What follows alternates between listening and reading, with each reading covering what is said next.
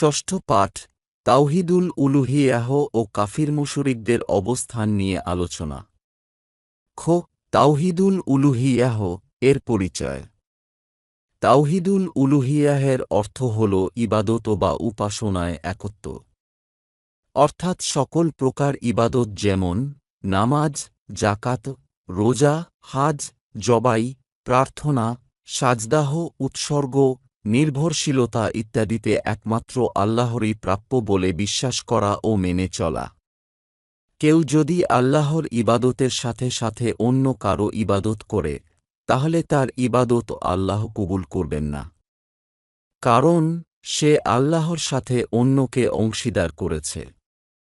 আল্লাহ তাআলাকে একমাত্র ইলাহ বা উপাস্য মেনে বিশুদ্ধ নিয়তে তার ইবাদত করতে হবে, তবে সে জীবনে সফলকাম হবে।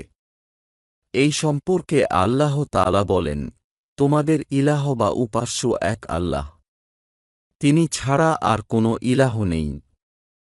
তিনি দয়াময়, অতি দয়ালু। সূরা আল বাকারা ১৬৩। অন্যত্র ইরশাদ হয়েছে, তিনি আল্লাহ তোমাদের প্রতিপালক, তিনি ছাড়া আর কোনো উপাস্য নেই, তিনি প্রতিটি জিনিসের স্রষ্টা, সুতরাং তোমরা তার ইবাদত করো। আর তিনি সর্ববিষয়ে তত্ত্বাবধায়ক। আরও বলা হয়েছে, যে ব্যক্তি তাগুতকে অস্বীকার করে এবং আল্লাহর প্রতি ঈমান আনে, অবশ্যই সে মজবুত রশি আঁকড়ে ধরে যা ছিন্ন হবার নয়। নিশ্চয়ই আল্লাহ সর্বশ্রোতা, সর্বজ্ঞ।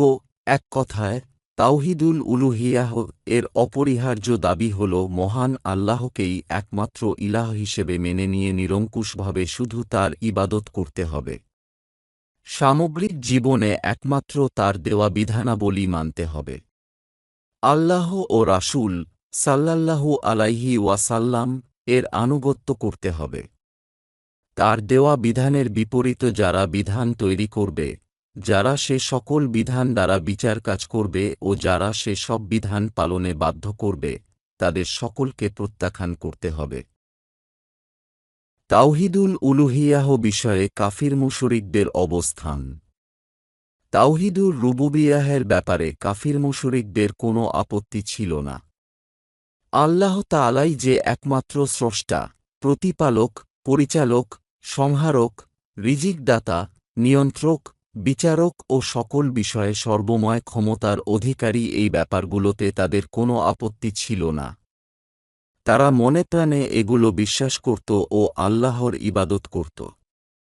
কিন্তু ইহার সাথে সাথে তারা দেবদেবী, পাথর, গাছপালা, চন্দ্র, সূর্য, মানুষ ইত্যাদির উপাসনা করত।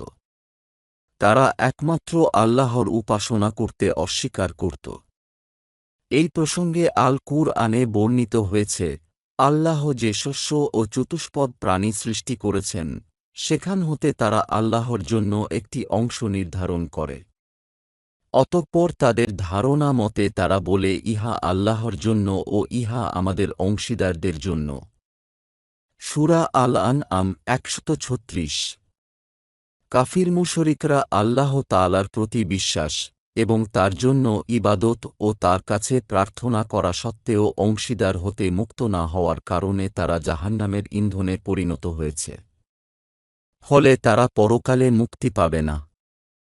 তাই সত্যিকার মুসলিম হতে হলে ও পরকালে মুক্তি পেতে হলে শুধু আল্লাহর প্রতি বিশ্বাস থাকলেই হবে না, বরং ইহার সাথে ইবাদত বন্দেগী এবং জীবনে সর্বত্রই শিরক, কুফর ও বিদআত থেকে মুক্ত থাকতে হবে। আল্লাহ ছাড়া সর্বপ্রকার ইলাহ ও তাগুতকে অস্বীকার করতে হবে, তবেই জীবনে মুক্তি মিলবে। মানুষরা যেসব কাজ তাওহীদুল উলুহিয়াহ এর বিপরীতে করলে মুমিন বা মুসলিম বলে পরিচয় পেতে পাবে না, সেসব কাজ অর্থাৎ তাগুত, কুফর, শিরক, বিদআত ও মতবাদ সম্পর্কে দ্বিতীয় পরিচ্ছেদ হতে ষষ্ঠ পরিচ্ছেদে আলোচনা করা হল।